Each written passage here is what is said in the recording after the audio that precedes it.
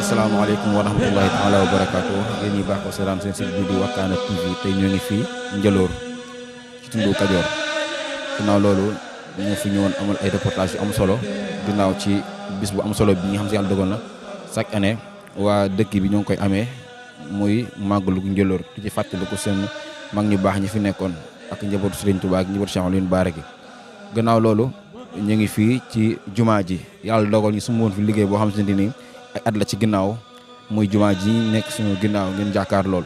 yàlla dogal na waa dëkk bi taxaw ci taxaw yu am solo doon ko liggéey ba yàlla dogal na mu am fu mu toll xam na dañuy jox suñu benn jëwriñ suñu maam Góor Fall bu ko defee mu nuyoo bu nuyoo danañ ko laaj fan la liggéey jumaa ji toll ak naka lañ ciy doxee bisimilah. asalaamaaleykum wa rahmatullahi taala wa barakaatu bokki jullit yi bokki taalibe yi ñu ngi fii tey ci dëkk bi ñuy wax Touba Njëloor Gueye Touba Njëloor Gueye nag nekk fii ci Kajoor région Louga département Kébémer arrondissement bu Sagata gannaaw buñ sant yàlla di ñaanal Cheikh Mountakha Bachir yàlla yàggal ko fi te wéral ko di ñaanal suñu xalifa bi Baye Samba Xaar Gueye yàlla yàggal ko fi te wéral ko di ñaanal mag ñi dëkk ci dëkk bi ñëpp ànd ak moom liggéey bi ci àndin wu rafet di ñaanal suñu mag ñi nga xam ne ñu ngi ci biir réew ak biti réew ànd ak ñun liggéey bi tey jii nag yemoog le 16 février 2025 fii ci Touba Njëloor Gueye ñu ñëw fi tey nag pour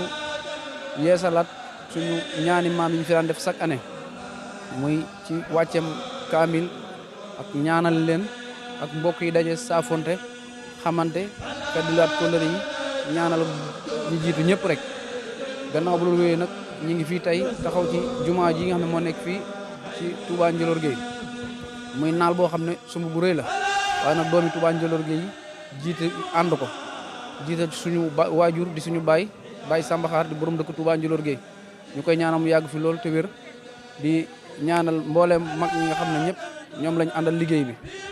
jumaa ji nag gis ngeen ko fi la toll ci liggéey bi daanaka ñi ko ŋànk mooy doomu waa Touba Njëloor Gueye niñ ko mën a waxee nag départ bi fii ci biir Njëloor Gueye la ànd ko waa Touba yi ak section yi xam ne ñu ngi ci biir dëkk bi yëpp biir réew mi ak biti réew ak suñu xale yi nekk bitim réew ci diaspora bi waaw lu mel ne Italie ak Espagne ñu mel ne suñ Mbay Gueye nekk ca Italie Baye Jibi Gueye di jëwriñ ak ñu ànd ak ñoom suñu doom yi ñoom suñ Fallou Gueye ñëpp daal ñoo naal lii parce que yéen ci liggéey mucc ayib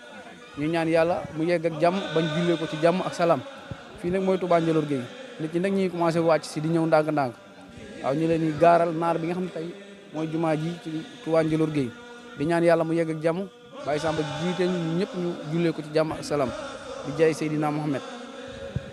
macha allah jërëjëf kon noonu ko gisee noonu ngeen ko gisee noonu rek la demee liggéey baa ngi noonu eggagul